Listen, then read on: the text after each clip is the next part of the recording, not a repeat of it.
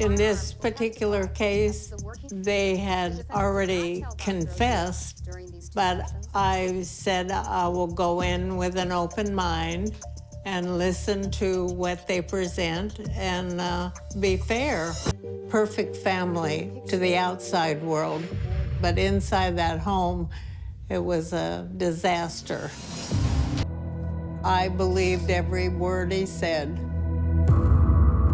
When Lyle came home that summer, Erik confessed to Lyle that the molestation was still going on. And Lyle got infuriated, and he very protective with his younger brother. So he confronted Jose. They were gonna go to a movie that night, and they were told they couldn't go out, which they always went out, different places, but they were told they had to stay home. Mom said something like, "You ruined this family."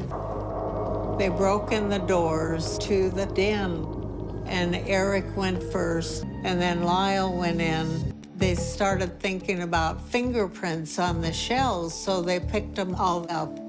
I didn't believe the prosecution. I believed the testimony of all the people that were connected to the family. And Lyle would have been about 5 years old at this point? Yes. Jose stood up, grabbed him.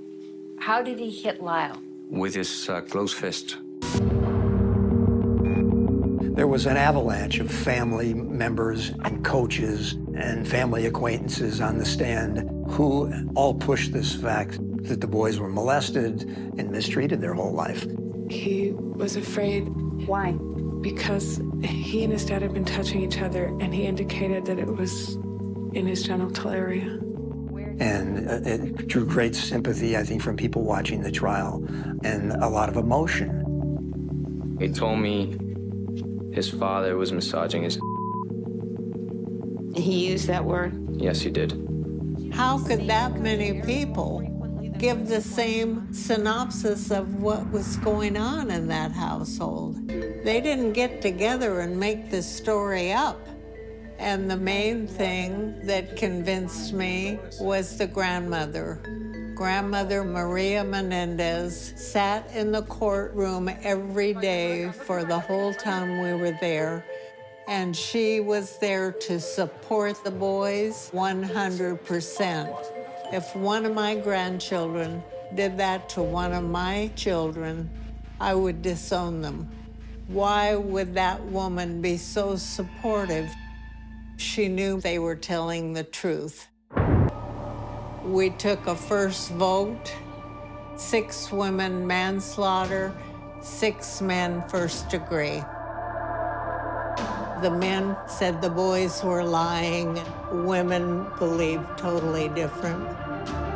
I think Erik's jury went 16 days of deliberation, and Lyle's went like 25 days, which was the longest deliberation in the history of a jury in California.